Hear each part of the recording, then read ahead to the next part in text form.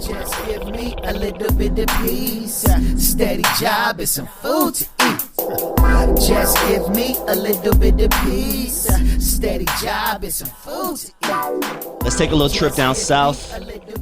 On the line from Texas, I have YC. What up, YC? Hey, what it was, cuz, man, we just holding it down there in the big town, you know what I'm saying? Hey, that Gngster song is pretty dope, homie. Hey, man, that came from some real G's, man. I'm talking about some real live G's. yeah, that second, I mean, that second motherfucker came off. Everybody came off, but that second dude specifically, I was digging him. But yeah, man, good to have you on the line, man. Appreciate you joining the program. Already, man, ain't nothing to it, man. You know what I'm saying? I'm always willing to, you know what I'm saying, step in and give a little history, a little knowledge or whatever. Yeah. Well, let's let everyone know what set you're from. Man, I'm repping that Trey 57 Graveyard Gngster CRlP, man. You know what I'm saying? 7 stand, you know what I'm saying? Tall. And we're talking Dallas, right? Yeah, we Ferris, Texas, you know what I'm saying? Connected with Dallas, Texas, you know what I'm saying? Okay, Ferris, Texas. Let's get it right. Ferris, Texas. Yeah. Cool. Ferris, Texas. We well connected, well respected, though. Dallas, Texas, stand up, 6'5", Grove Side. Them my niggas, man. 187 UNC Tar Heels, you know what I'm saying? 6'5", Grove Side, you know what I'm saying? Trey 87, Clue Devils, them my boys, you know what I'm saying? We already know what it is. Well, let's take it all the way back before, you step foot in the streets, before the music came along and everything. What was your upbringing like coming up in Ferris, Texas? Was mom around, dad around? I mean, man, really, I was raised, you know what I'm saying? I ain't going to say my mom and daddy wasn't around, you know what I'm saying? My mom was always around. But, I stayed with my granny, man, you know what I'm saying? But it was just my choice, you know what I'm saying? It's because, mama moved away from the hood. So, you know what I'm saying? I couldn't leave the hood. So I had to get back down there with granny, you know what I'm saying? Mm-hmm. You know what I'm saying? But I was raised good, man. I came up in the church, you know what I'm saying? Everything singing in the church, you know what I'm saying? I know the Lord, you know what I'm saying? That's my first word, you know what I'm saying? I stand on that, you know what I'm saying? And before you even heard about Crips or Bloods, who were some of the gangs that were present in that general area, to the best of your knowledge? Man, it was a Trey 57 Dixon. You know what I'm saying? My pops was actually, you know what I'm saying, Trey 57 Dixon. You know what I'm saying? So I was raised in it. I was born in it. You know what I'm saying? Really, people say they was born and raised in it, but I was actually born and raised in it. My pops was actually, OG in South Dallas, Trey 57 Dixon. So I've been knowing about it. That's the only thing I ever knew. Gotcha. Okay. And is that the same Trey 57? Forgive me if I'm wrong, but is it the same one from out here in Los Angeles? Yeah, well, basically, that's where the Trey 57 came from. We originated from the land, you know what I'm saying? Pomona block. Shouts out to them boys, you know what I'm saying, for putting that 7 down for us. But Trey 57, you know what I'm saying, originated, in California, you know what I'm saying, on Pomona block, and it came from there to Dallas, Texas. It came up with Trey 57 Dixon. And when that came along, you know what I'm saying, it was a young cat that they wasn't accepting, you know what I'm saying, in they set, because he was a little younger than everybody, so they used to push him out the way. So what he did was he went around the corner to South Dallas, you know what I'm saying, on Lincoln, by Lincoln Park. Everybody know, you know what I'm saying, the grave site. Went up in the grave site, him and about 3 or 4 homies put it down, and, you know what I'm saying, they came up with the brand Trey 57 Graveyard.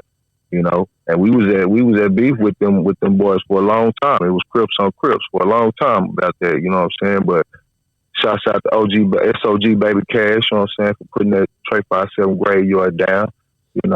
Without him it wouldn't be no Graveyard. So they wasn't accepting Cuz. So Cuz went and started his own set, you know what I'm saying? And that's what it just came a worldwide thing, so. Okay. And who are some of the first, aside from Trey 57, who are some of the other gangs that started sprouting out that we would recognize? 6-0. Yeah, 6-0. Rolling 60s, man. Shouts out to them boys. North Dallas, Well Chapel. You know what I'm saying? They straight from the land, And then we got the Fire Night, the Hoovers. You know what I'm saying? Straight from the land. Shouts out to them boys. That's pretty much back then. That's why I knew that came straight from the land out there. But that's where it originated at. In the land. You know what I'm saying? But yeah, shouts out to the boy. We got much love for the land, man. So your father was around that, like, pretty much at the beginning. It sounds like of gangbanging out in that way, right? Yeah, man. That was back really in the early '80s. You know what I'm saying? When they was putting it down with Trey 57 Dixon. That was the hardest gang out here. You know what I'm saying? For a while. Mm. Everybody started wanting to wear blue. You know what I'm saying? But that was one of the hardest gangs out here for a while. How influential were movies like Colors, Menace to Society, stuff like that? How influential were those movies, to not necessarily, your set, but, other gangs that started to pop up around that time? I mean, I'm not gonna say it wasn't already in motion. You know what I'm saying? They was already doing it. Yeah, it just influenced them to get harder, to do it harder and do it more. You know what I'm saying? And try to be harder than the next. You know what I'm saying? When it didn't take all that, but that was a big influence on everything. Everything seemed like it was going on, but once all that came out, it's like it advanced. You know what I'm saying? It started getting more. It started getting worse. You know what I'm saying? So, but. Yeah, that was a big influence on a lot of things I heard, man. Talk to me to the best of your knowledge, because in LA, it was most active. It was really cracking, crazy. In like 92, 93, 94, it was like 2,400, homicides in Los Angeles, and even for civilians such as myself who never gangbanged or anything, it was a war zone out there. To the best of your knowledge, when was Dallas? Not Dallas, your area. I'm sorry. I mean, when was your general area like the most active? Man, I'm gonna say probably like in like the early '90s. Man, you know what I'm saying? Probably like '92, 93. Yeah, about the same time, right? Yeah, definitely about the '90s. Yeah. It's safe to say that, because a lot of it had to do out here with the uprising of crack.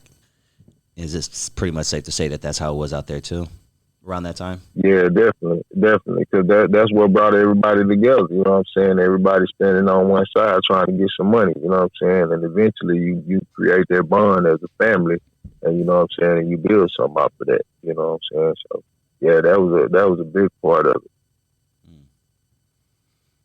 Yeah. It hurt a lot, but it actually drew a lot of us together. You know what I'm saying? That makes a lot of sense. Yeah, it makes a lot of sense. Yeah. What's the Latino gang presence like